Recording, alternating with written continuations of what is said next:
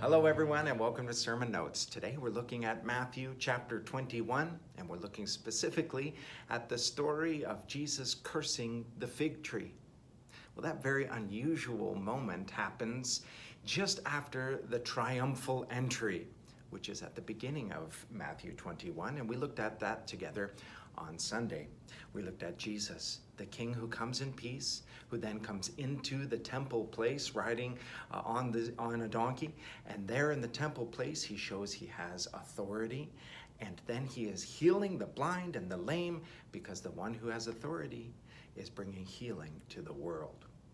Following that, Jesus goes back outside of the city and stays overnight in the town of Bethany. That's where his friend Lazarus is from.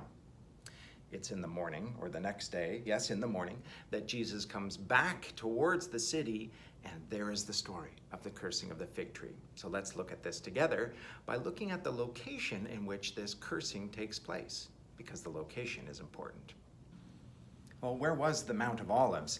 Let's look at a map together in order to place the Mount of Olives in order to understand the miracle itself, this peculiar scene of Jesus cursing the fig tree. Well, this won't be to scale and won't be a very accurate map, but it'll help us locate the Mount of Olives. All right.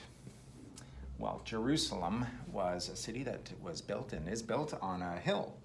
And at the time of Jesus, this city at the top of this hill had a peak to the hill, and that peak was the place where the temple was located. And that temple was even built up higher to be level with the peak of the mountaintop, and this was referred to as the Temple Mount. That's very important for this miracle, to understand that this is a mountaintop, and this temple was referred to as the Temple Mount.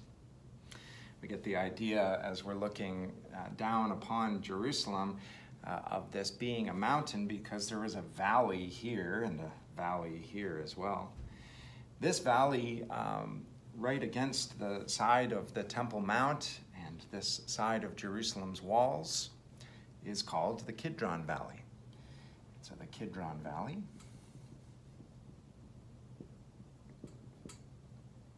has a lot of significance in the Old Testament and in the New Testament.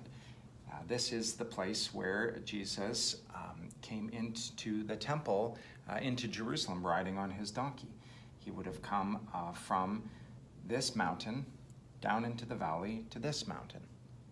And this mountain over here is the Mount of Olives. So this mountain area here, the Mount of Olives, looks directly across the valley at the Temple Mount. We see two mountains here in this story. When Jesus comes into Jerusalem, he's coming from Bethany, outside the city, and he comes through the city of Bethpage, which was understood to be somewhere here on the outskirts of the Mount of Olives. We're not really sure of Bethpage's location, but it was thought to have been sort of that outer skirts of Jerusalem at the time of Passover.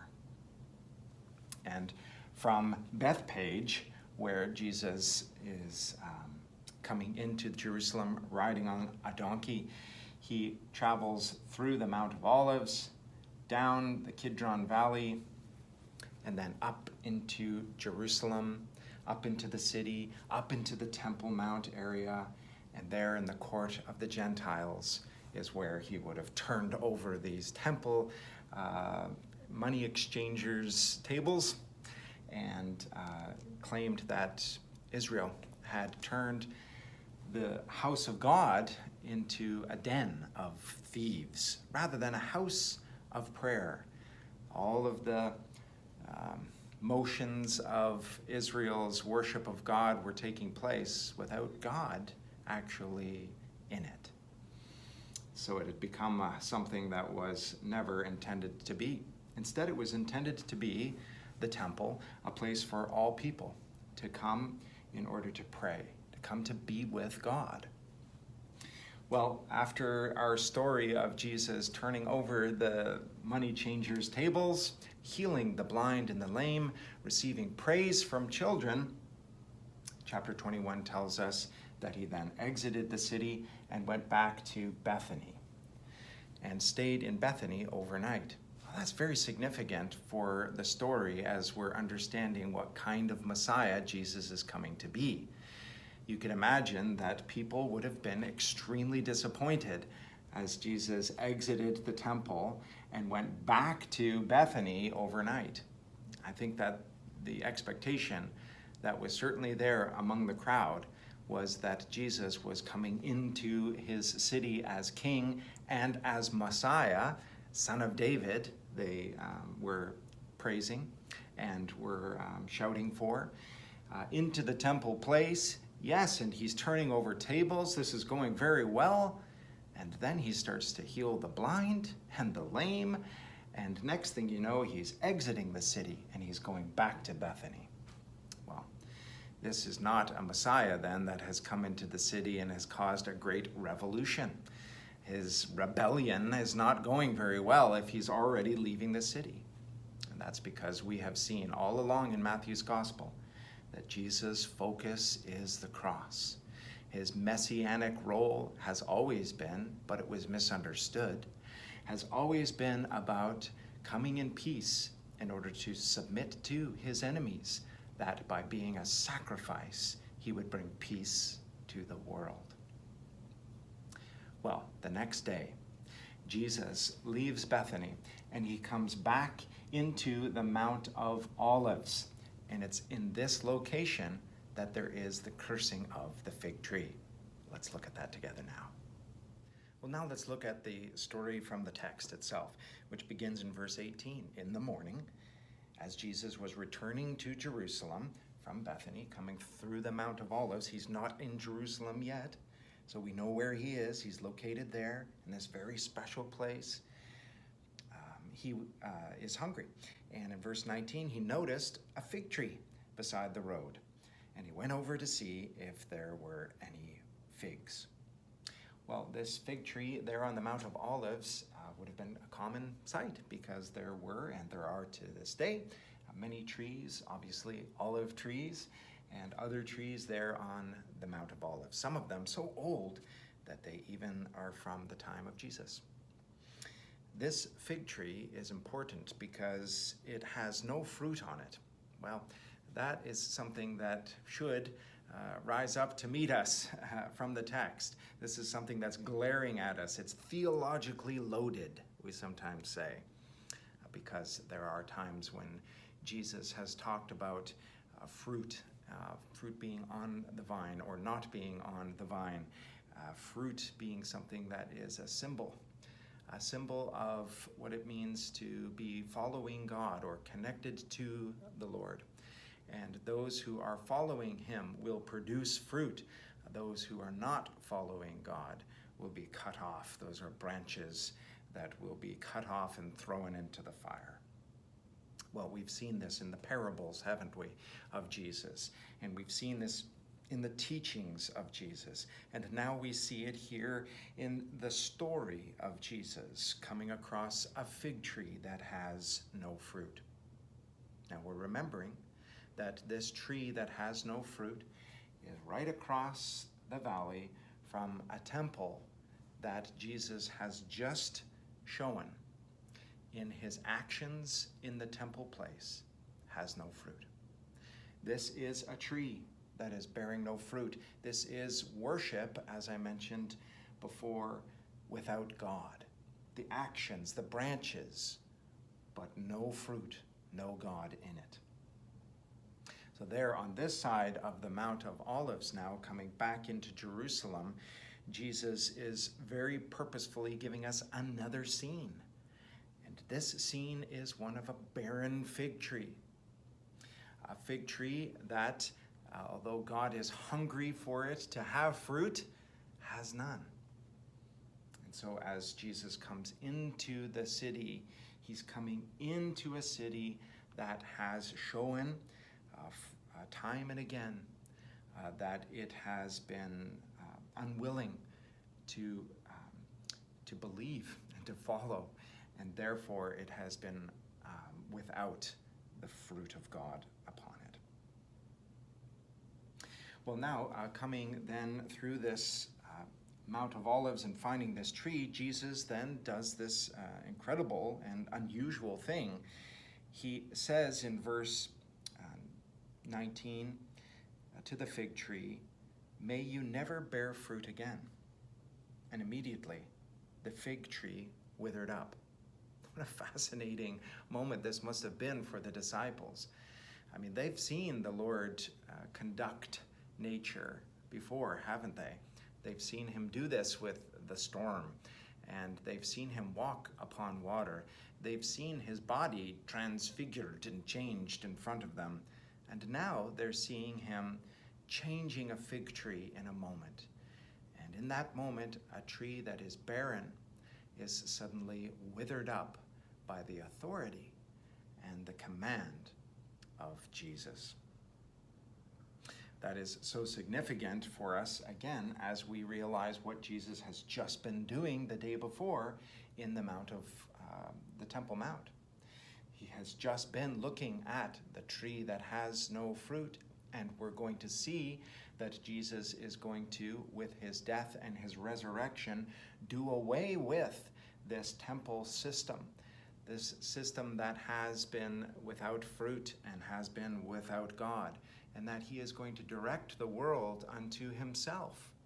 That in fact, the light of God is now going to be displayed through the temple of the risen Jesus Christ, and not through the Temple Mount system of sacrifices for Israel's sins. Yeah, the temple of Jesus will be a light to all nations. But when Jesus comes into the city the day before and finds that it is not a temple of prayer for all nations, he is now describing that that temple is finished, and that the new temple in Jesus is the one that all people will be drawn to. Well, that's the reason behind the miracle of the withering of the fig tree. But then Jesus goes on to say something extraordinary about this miracle that he's just done. Let's look at that together. Look at verse 20. The disciples were amazed when they saw this, and they asked, "How did the fig tree wither so quickly?" You would have said that too, wouldn't you? We might have looked at that and said, How? How did you just do that? But here's Jesus' reply. Jesus told them, "I tell you the truth, if you have faith and do not doubt, you can do things like this and much more." Well, what does Jesus mean by this statement? If you have faith and do not doubt, you can do things like this and much more. If Jesus is clearly giving an illustration, an example for the disciples of what he has done as an indictment against Israel and the worship that was going on in the temple, and if he has described that by the withering of the fig tree, then we must see that there are some parameters for what Jesus is talking about here. He is not saying that followers of Jesus, if they just have faith and don't doubt, can curse fig trees, and that we can make trees wither up. Nor is he saying, as we'll read in the next sentence, that we can make mountains literally get picked up and thrown into an ocean. When we're connecting it to what Jesus was just doing the day before, and this indictment against Israel's temple worship, then what we can see is that the faith that Jesus is talking about, and not doubting, is the faith to believe in Jesus himself. And for the Jews, the Israelites, his followers, to be able to see that that system has been done away with, and that Jesus is the way, the truth, and the life moving forward, would have been something very difficult for them to wrap their minds around. We know that. We know how challenging it would have been, and it was. But Jesus is saying you must have this kind of great faith, and this kind of faith that will not doubt, in order to say, yes, that this fig tree that has no fruit is now withered. To believe that, and Not only that, but to even say, let's read on in verse 21, you can even say to this mountain, may you be lifted up and thrown into the sea, and it will happen. Again, Jesus is not referring to us being able to take Mount Seymour and to pray that it would be picked up and cast into the Juan de Fuca Strait. Rather, what Jesus is talking about is this mountain. This mountain that he is looking at from the Mount of Olives across the Kidron Valley is the Temple Mount. This mountain is the one that Jesus must be referring to as he has just done these actions of indictment against the temple worship. Therefore, Jesus is saying, you can, with this kind of faith, say to this mountain, be lifted up and thrown into the sea, and it will happen. Jesus himself is going to do that. Doesn't he come in and say to the chief priests and the religious leaders that if you destroy this temple, he will rebuild it in 3 days. The new temple that will be built is the temple of Jesus Christ. And so this scene then happening on the Mount of Olives must be referring to a mount that will be thrown into the sea as the Temple Mount itself. You can pray for anything, and if you have faith, you will receive it. That anything is so extraordinary, it's like a mountain being lifted up and throwing into the sea, is believing that Jesus is the way, the truth, and the life. I believe that's what's going on here with the miracle of the cursing of the fig tree, and I believe that the location of that in the Mount of Olives looking across to the Temple Mount is significant for being able to understand what's going on. I hope that this has been an encouragement for you today as we've looked at this very unusual miracle of Jesus.